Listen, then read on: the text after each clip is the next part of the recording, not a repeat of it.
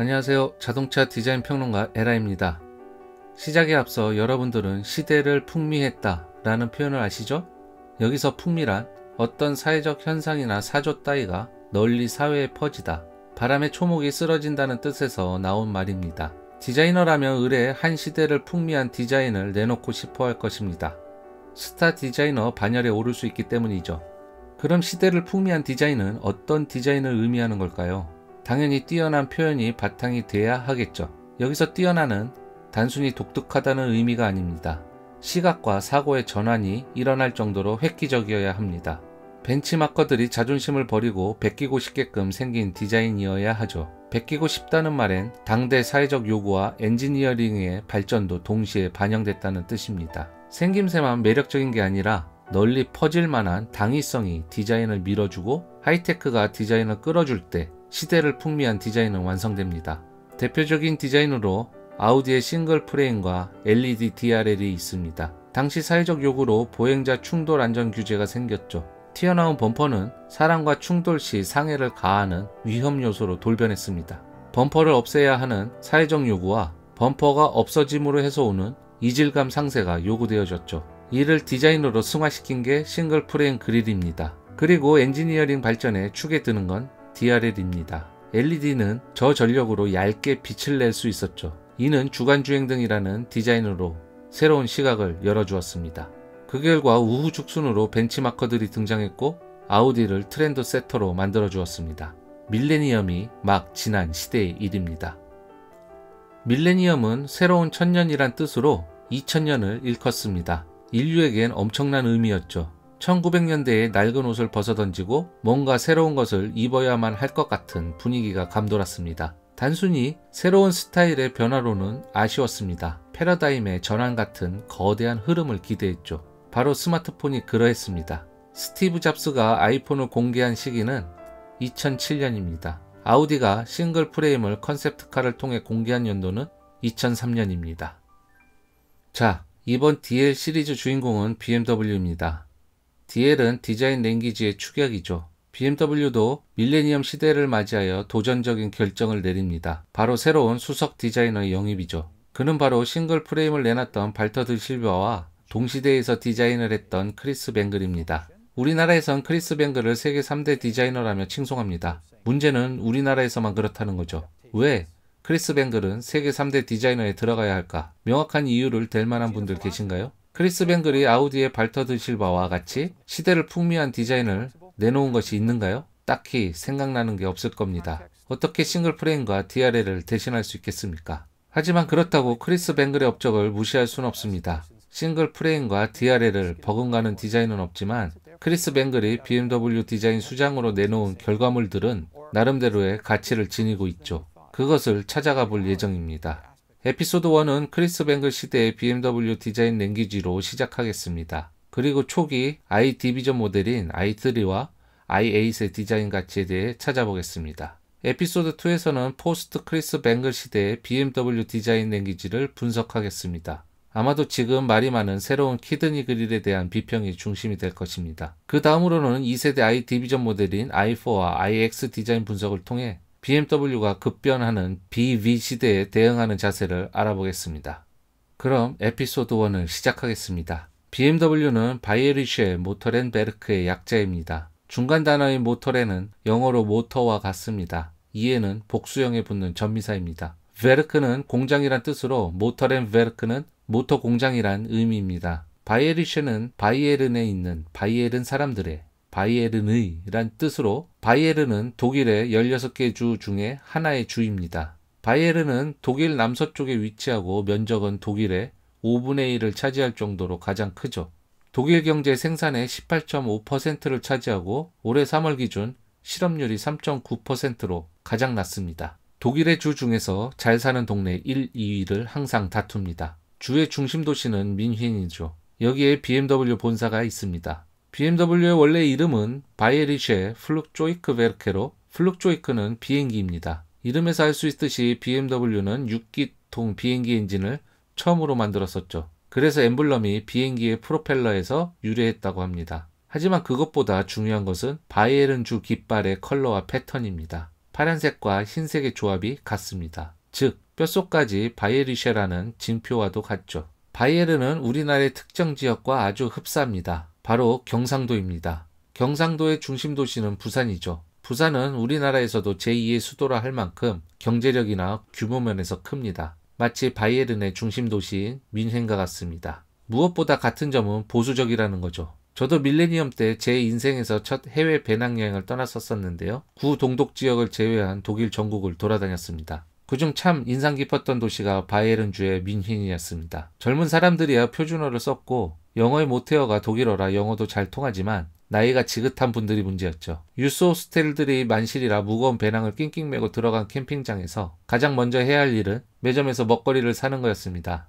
독일 남부 특유의 뚱뚱한 아줌마가 있었죠. 꽤 많은 도시를 돌면서 먹거리 사는데 의사소통이 안 되는 일은 없었는데 도대체 저 아줌마가 무슨 말을 하는지 하나도 못 알아먹겠는 겁니다. 분명 독일어인데 알아듣질 못하니 의사소통이 1도 안 됐죠.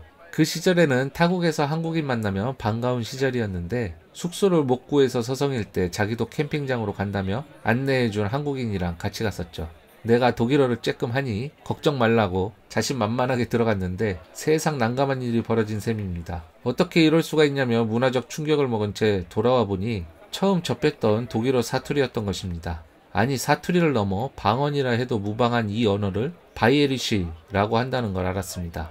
타지역 독일인들도 못 알아듣는다는군요. 이런 언어를 바이에른 사람들은 서로 쓰면서 장려까지 한다고 합니다. 그 바이에른의 보수 아줌마는 외국인에게까지 표준어를 쓰지 않고 자기네 방언을 쓴 셈인데 지금 생각해보니 인종차별 아닌가 싶습니다. 아님 표준어를 못 배운 안쓰러운 상황이던지요.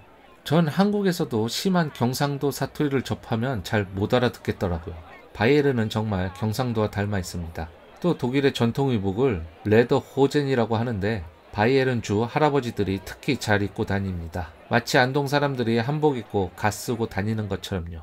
경상도와 마찬가지로 정치에서도 보수 정당에 대한 투표율이 절대적으로 높고요. 바이에른 주만을 위한 정당이 따로 있죠. 바로 CSU, 바이에른 기독교 사회연합입니다. 대표 보수당인 체데우, 기민당과 연합해 현재도 정권을 잡고 있죠. 거기나 여기나 기독교가 들어가면 무조건 보수 색채를 띱니다. 또 있습니다. 전라도와 경상도가 지역 갈등이 심하듯 독일도 마찬가지입니다. 바이에른의 정반대편 남서쪽에 위치한 바덴-위르템베르크 주와 지역 갈등이 심합니다. 바덴-위르템베르크 주의 중심 도시는 슈투트가르트고 여기엔 메르체데스 벤츠 본사가 있습니다. BMW와 벤츠는 경쟁 관계입니다. 누가 무엇을 먼저 내놓느냐를 두고 싸우죠. V12기통 엔진을 BMW가 7 시리즈에 먼저 올리자 벤츠는 S클래스 신모델 발표를 무려 2년이나 늦춥니다. 12기통 엔진을 마련해야 하니까요. 7에서 8년의 신차 주기에서 유일하게 11년이나 걸린 2세대 S클래스 W126이 그 주인공입니다. 7 시리즈는 한 번도 S클래스 판매량을 이긴 적이 없습니다. 그도 그럴 것이 S클래스는 1954년까지 역사를 거슬러 올라가고 S클래스란 이름을 사용한 것도 7 시리즈가 등장한 연도보다 무려 5년이나 빠릅니다. S클래스를 누르는 모습을 보고픈 것이 BMW를 소유한 퀀트 가문의 수건이었습니다. 그걸 이뤄준 디자이너가 바로 크리스 뱅글입니다. 크리스 뱅글은 미국인입니다. 자동차 디자인도 미국 ACCD에서 배웠죠. 마지막으로 있던 곳은 피아트였고 피아트 쿠페 디자인을 리드했습니다. 피닌파리나와 경쟁을 했는데 경영진은 크리스 뱅글의 스케치를 선택했습니다. 대신 피닌파리나는 인테리어를 맡았죠. 피닌파리나 배지가 대시보드를 장식하는 모습이 낯서네요. 피아트 쿠페의 익스테리어는 신선한 표현들이 넘칩니다. 펜더와 사이드 아우터의 홈처럼 파진 캐릭터 라인이 눈에 가장 먼저 띄죠. 우상향하는 사선은 긍정의 역동성으로 해석합니다. 사람의 시선은 좌에서 우로 흐르는 것을 자연스러워하죠. 그래서 우상향을 정방향이라고 부릅니다. 정방향 그래프는 주식에서 주가 상승을 나타내는 지표죠. 긍정과 활력을 상징합니다. 이런 사선은 피아트 쿠페 디자인을 장식하면서 긍정의 역동성을 넘치게 합니다. 입체적으로 볼록 튀어나온 헤드램프 커버도 아주 신선하죠. 이런 부분들이 퀀트 가문의 대주주들의 마음을 사로잡았나 봅니다. 바이에른에 위치한 BMW는 비교할 대상도 없을 정도로 보수적이었습니다. 돈 많은 늙은이들이나 타는 디자인으로 대표되는 메르체데스보다도 따지면 더 보수적입니다.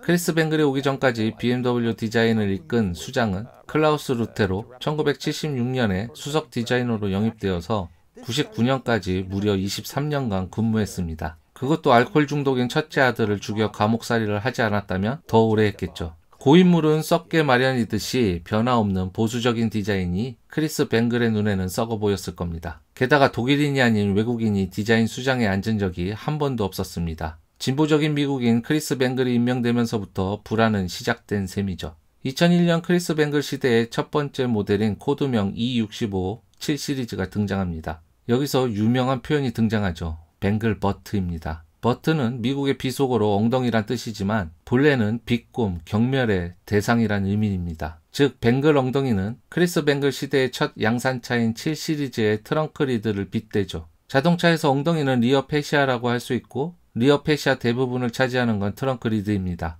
뱅글 엉덩이는 보수적이지 않았습니다. 트렁크 리드가 헌치의 볼륨을 따라 자연스럽게 흘러야 보수적인 스타일인데 그걸 부자연스럽게 세웠음을 비하하는 표현입니다. 뱅글 엉덩이라 놀리는 건 새로운 7 시리즈 트렁크 리드 디자인을 비꼬고 경멸하는 것과 동일시되는 중의적 표현이죠. 가뜩이나 독일인이 아닌 미국인이 와서 심경이 불편한 데다 디자인했다고 내놓은 결과물마저도 엉망이니 보수적인 BMW 광신적 종교 집단과 같은 컬트들은 크리스 뱅글 탄핵에 대한 온라인 청원을 만들었고 I hate 크리스 뱅글 사이트를 개설했으며 심지어 살해 위협을 하는 편지도 보냈습니다. 그렇다면 E65 7 시리즈는 그만큼이나 형편없는 디자인일까요? 뱅글 버튼은 싱글 프레임 그릴만큼이나 리어 디자인에서 시대를 풍미하는 디자인이었습니다.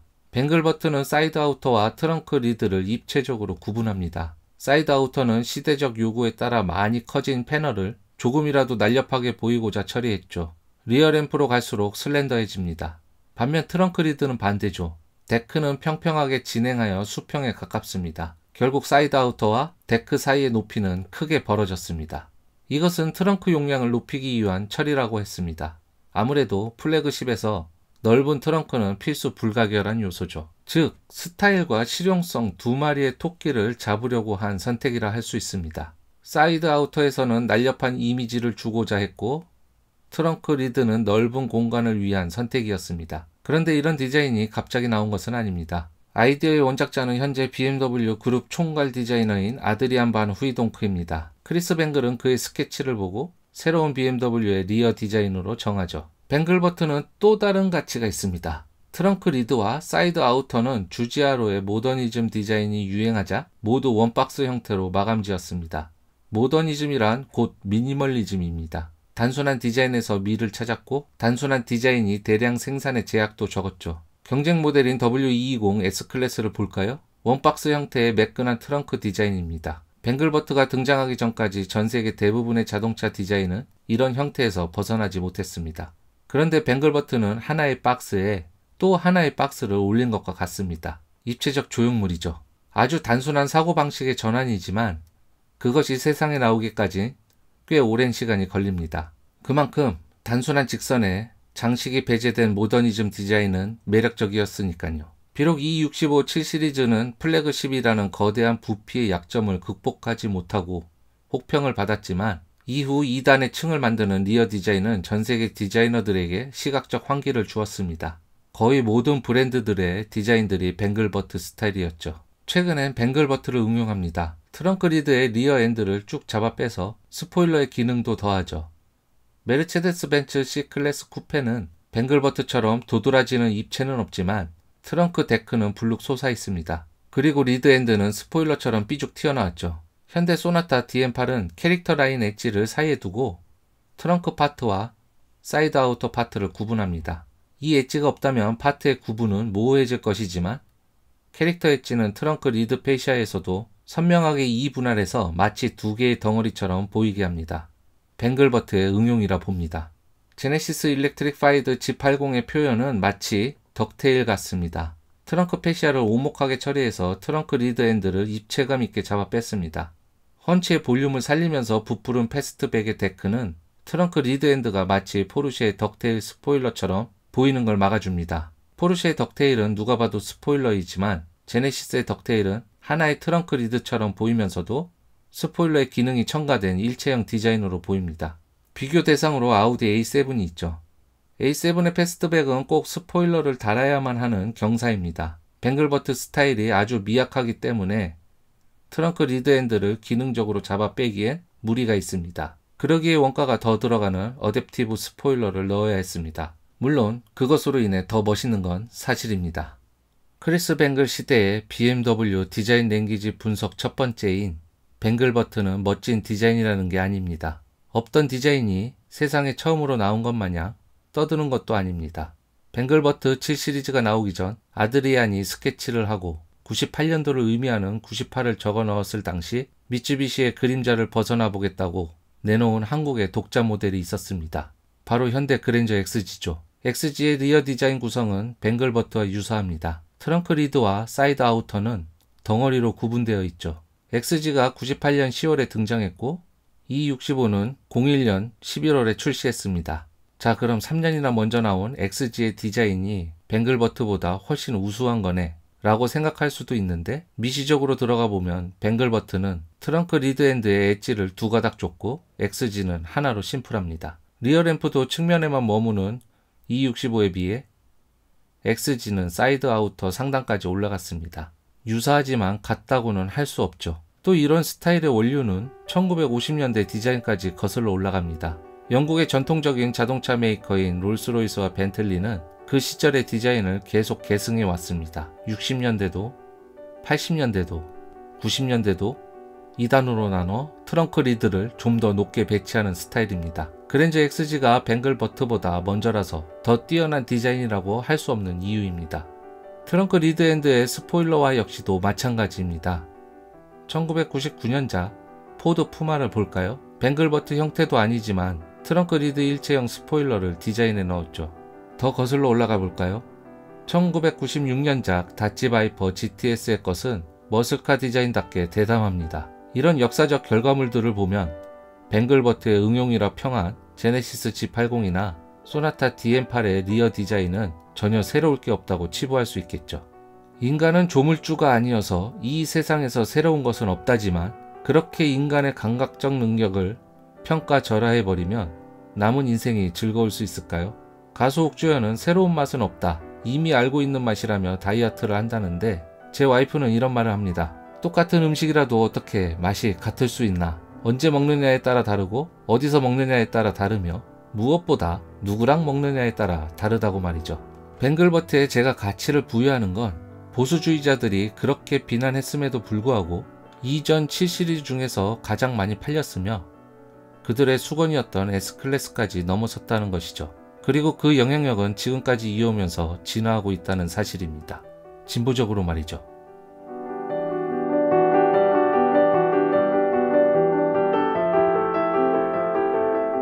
다음 편에서는 G4의 플레임 서페이스에 대해 다루고요. 크리스 뱅글 디자인의 이면과 더불어 iDivision 첫 모델인 i3와 i8의 디자인 가치를 살펴보겠습니다. 시청해주셔서 감사합니다.